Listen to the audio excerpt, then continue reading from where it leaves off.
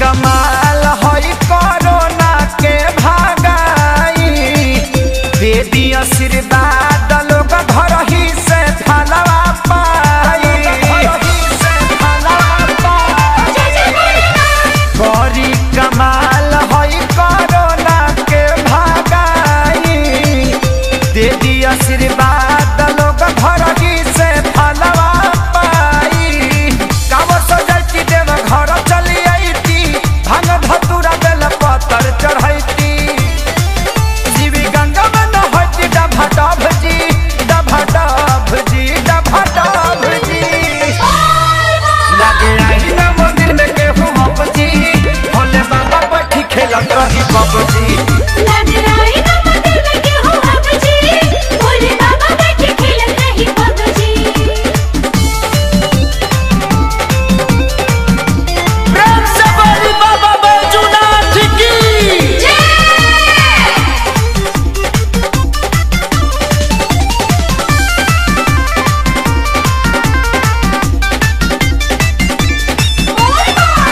एह महामारी से बरौरे उबारी, सुनावे कलेश बरू पे सखे सारी।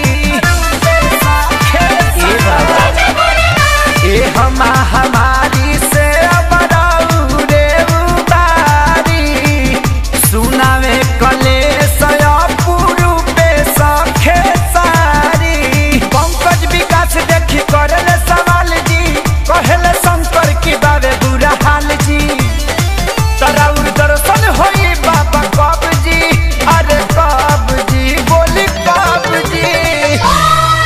लगे आई न मंदिर में केहू अब जी, भोले बाबा बैठी खेलत रही कब जी।